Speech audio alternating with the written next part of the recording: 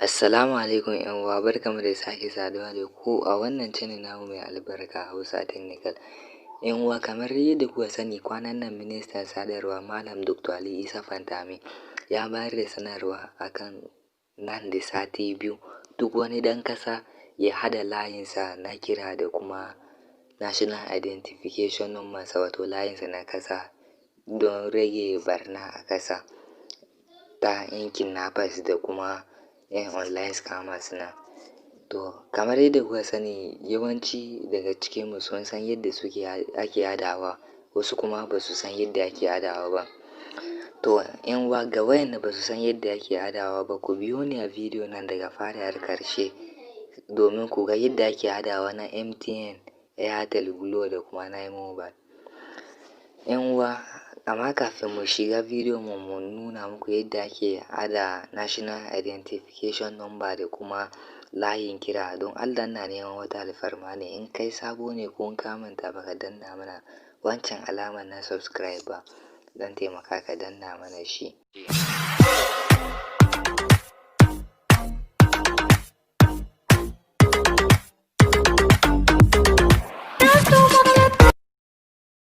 Mun gode. Ƴan uwa, yanzu da fari za mu nuna muku ne yadda a ina ne za ku samu NIN number ku, wato National Identification Number. Ƴan uwa, NIN number dai in kun duba katin ku na ƙasa da kyau, wato National ID card da kyau, za ku ga inda an sa NIN, sai za ku ga wasu lambobi ne a gaba. To wayancan lambobin su ne NIN numbers ku. To zai iya kasancewa kuna da National ID card amma ba ku san inda kuka ajiye ba ko ko ya ɓata. To kar ku damu, zan nuna muku hanyar da za ku bi ku samu. Ga wayanda National ID card nasu ya ɓata ko ko ba su san inda sun ajiye ba, kawai in kun shiga filin kiran ku, misali ta haka. Bayan kun shiga sai ku danna wannan number *346#, sai ku tura a number da kun yi registration na National ID card. For example, za mu tura yauwa. ƴan uwa, bayan kun danna *346#, wannan fuskar ne zai nuna muku. Za ku ga welcome to NIMC USSD service, press 1 to retrieve your NIN or 2 to cancel. To kawai abin da za ka yi, za ka danna 1 ne. Bayan ka danna 1, in ka tura, za ka ga wannan saƙon, your request is being processed. To za su cire naira 20 a layinka sai su turo ma NIN number ka.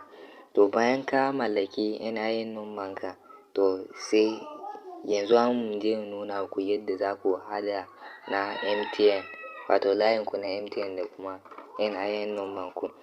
Kawai in kun shigo filin kiran ku sai ku danna *7885#, sai ku sa NIN number ku. An sa nawa. Bayan kun gama sawa sai ku danna #, sai ku tura. Yauwa, bayan kun tura kun ga ce hello, your NIN has been successfully received. Kindly note that this is subject to verification as all NIN will be validated by NIMC. Thank you. To yanzu mun gama haɗa NIN number mu da kuma layin mu na MTN. To ƴan uwa, yanzu mu je nuna muku yadda za ku haɗa layin ku na Airtel da kuma na ɗan ƙasan ku. Kawai ba wani hanya ne mai wahala ba. In za ku haɗa na Airtel kuma, shi ma still number ne za ku danna. Bayan kun shigo phone line ku sai ku danna *121#, sai ku tura layin ku na Airtel. Yauwa ƴan uwa, bayan ka danna *121#, in ka tura, wannan fuskar ne zai nuna ma. Kawai sai ka shiga ka danna 1 sai ka tura.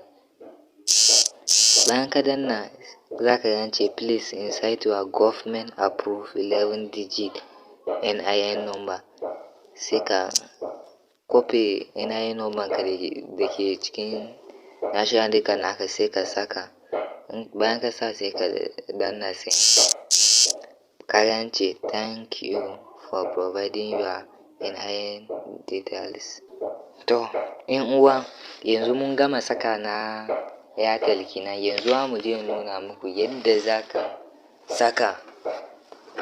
ka haɗa layinka na Glo da kuma NIN number ka. To ƴan uwa, na Glo dai za ku shiga filin message naku.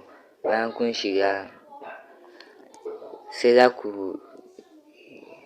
ku yi ta yadda za ku tura sako, kamar yadda kuka sani, misalin za ku tura wani sako. To a saman nan za ka danna 109. Bayan ka danna, to a filin rubuta sakon sai abinda nake so ka yi, bayan ka shigo sai ka rubuta update NIN, sai ka bayar da space, sai ka rubuta NIN number ka sai ka tura. Abin da ya sa ba zan tura ba domin ba na amfani da Glo ne, layi na Glo yana ƙasa ne. Bayan kana turawa shi kuma za su tura ma you have successfully linked your Glo number to your national identification number. To ƴan uwa, na 9mobile kuma har yanzu ba wani code siyayye da suka fitar. Shawarar da zan ba wa masu 9mobile su je ofis na kusa da su, wato 9mobile office, su je tare da ID card nasu, su je a yi musu linking a can, saboda gaskiya abun dai in ya wuce nan da sati biyu to za su iya su rufe ma layinka. Na gode. Duka nan ne muka zo ƙarshen bidiyon mu, sai mu sake haɗuwa a bidiyo mu na gaba. Wassalam.